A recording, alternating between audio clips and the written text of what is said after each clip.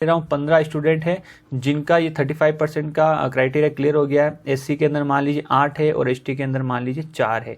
तो देखिए यहाँ पे 40% क्राइटेरिया किन्होंने क्लियर किया, ये 20 स्टूडेंट है इसमें से और ईडब्ल्यूएस में से 5। जय हिंद दोस्तों। तो यूजीसी नेट रिजल्ट से रिलेटेड जो भी आपके डाउट है जो अभी तक मेरे पास आए हैं उनसे रिलेटेड जो सॉल्यूशन है वो मैं आपके लिए लेके आया हूँ। स्टूडेंट पूछ रहे हैं कि सर कितने प्रतिशत स्टूडेंट को लिया जाएगा, 6% को लिया जाएगा या 12% को लिया जाएगा। वो दूसरे पूछ रहे हैं कि सर पेपर के अंदर जो कट ऑफ है 40% बोला है कि भाई 40% मिनिमम मार्क्स लेके आने हैं, वो हमें इंडिविजुअली लेके आने हैं या अलग अलग लेके आने हैं। तो देखिए जो भी आपके डाउट है उससे रिलेटेड आप एक बार इसकी वेबसाइट के ऊपर आ जाइए, यूजीसी नेट के ऊपर, ये आपकी वेबसाइट है। यहाँ पे देखिए, यहाँ देखिए इन्फॉर्मेशन लिखा हुआ है, उसके अंदर फर्स्ट जो टैब है इन्फॉर्मेशन बुलेटिन, उसके ऊपर आप क्लिक कीजिए। इसके ऊपर जैसे आप क्लिक करोगे ये पीडीएफ आपके पास खुल के आ जाएगी। उसके पेज नंबर 22 पे आ जाइए आप। देखिए पेज नंबर 22 पे आ गए आप। अब देखिए यहाँ पे क्या लिखा हुआ है, procedure and criteria for declaration of result, the following steps will be followed, the number of candidates to be qualified, total slots or eligibility for assistant professor shall be equal to 6% of the candidates appeared in both the paper of the NET। कहने का मतलब क्या है, ये कितने को लेंगे, ये कितने स्टूडेंट्स का सिलेक्ट करेंगे, 6% का। ध्यान रखना 12% के बारे में यहाँ पे कुछ भी नहीं लिखा हुआ है, ये 6% स्टूडेंट का सिलेक्शन करेंगे। दूसरा क्या लिखा हुआ है, the total slot shall be allocated to different categories as per the reservation policy over government of India. उसके ऊपर मैं अभी आता हूँ। नेक्स्ट देखिए क्या लिखा हुआ है, in order to considered for JRF and eligibility for assistant professor and for assistant professor the candidate must have appeared in both the paper and secured at least 40% aggregate marks in both the paper taken together। यहाँ देखिए aggregate marks लिखा हुआ है ना, और general के लिए जो लिखा हुआ है वो आपके लिखा हुआ 40% और अदर कैटेगरीज के जो लिखा हुआ है वो लिखा हुआ आपके 35%। चलिए अब इसका क्या मतलब है हम समझने की कोशिश करते हैं। जहाँ पे भी आपका डाउट है तो सबसे पहला जो आपका डाउट ये है वो मैं आपके लिए ले लेता हूँ। तो मान लीजिए आपका जो यूजीसी नेट का जो पेपर है उसके कितने पेपर हो रहे हैं, अभी 2 पेपर है ना, पेपर फर्स्ट और पेपर सेकंड।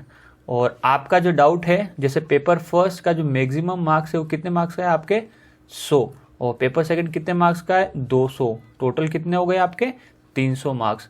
अब आप पूछ रहे हैं कि सर जो 40% जो क्राइटेरिया है उसके हिसाब से देखिए आपको पेपर फर्स्ट के अंदर कितने मार्क्स लेके आने हैं 40, और पेपर सेकंड के अंदर कितने लेके आने हैं 80, टोटल कितने आ गए आपके 120। तो 300 में से 120 आएंगे तो हो जाएंगे आपके 40%।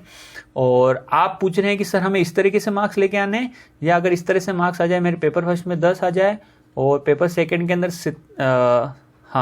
पेपर सेकंड के अंदर आ जाए आपके 110, तो टोटल हो गए 120। या पेपर फर्स्ट के अंदर आ जाए आपके पास 30 और पेपर सेकंड के अंदर आपके पास कितने आ जाए, कितने 90 है ना, हो जाएंगे ना 120, तो 120। तो सर ऐसा चल जाएगा क्या, मतलब मिनिमम क्राइटेरिया 40% का फुलफिल नहीं हो इंडिविजुअल पेपर के अंदर, उसके बावजूद भी हम पास हो जाएंगे क्या। तो जैसे अभी हमने देखिए इन्फॉर्मेशन बुलेटिन देखा, यहाँ पे एग्रीगेट लिखा हुआ है, इसका मतलब तो यही निकल के आता है कि अगर आप इस तरह की कंडीशन भी फुलफिल करते हो, ये वाली कंडीशन, तो भी आपका सिलेक्शन हो जाएगा। जैसे कि यूजीसी की गाइडलाइन है, देखिए अपने मन से नहीं कह रहे हैं, मैंने आपको ऑथेंटिकेट प्रूफ के साथ ही बता रहा हूँ। और अगर चाहे आपके इस तरह की सिचुएशन हो 90 और 30 क्या हो गया आपके 120, अगर इस तरह की सिचुएशन बन रही है तो भी आपका सिलेक्शन हो जाएगा, क्योंकि ये यूजीसी की गाइडलाइंस के अंदर लिखा हुआ है। तो इसका मतलब क्या हुआ, इंडिविजुअल आपको 40% लाने की जरूरत नहीं है। अगर आपके पेपर फर्स्ट के अंदर अच्छे नंबर नहीं आ रहे और सब्जेक्ट के अंदर अच्छे नंबर आ रहे हैं तो भी कोई प्रॉब्लम नहीं है। या अगर आपके पेपर फर्स्ट के अंदर बहुत अच्छे नंबर आ रहे हैं और पेपर सेकंड के अंदर अच्छे नंबर नहीं आ रहे हैं, जैसे देखिए आप मान लीजिए आपके पेपर फर्स्ट के अंदर यहाँ आ रहे हैं 60 नंबर और पेपर सेकंड के अंदर आपके 60 नंबर, तो भी हो गए ना 120। तो ये वाला केस भी आपका एलिजिबल है। आप जो 40% का जो क्राइटेरिया है यूजीसी नेट का वो आपने क्लियर कर लिया है। अब बात जो आती है कि सर टॉप 6% किस तरीके से लिया जाएगा, उसके बारे में हम थोड़ी सी यहाँ पे मैथ्स कर लेते हैं।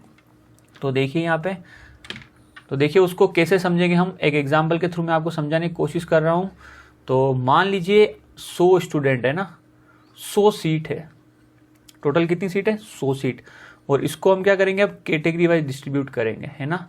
तो ये हो गई आपकी जनरल और ये हो गई आपकी अदर।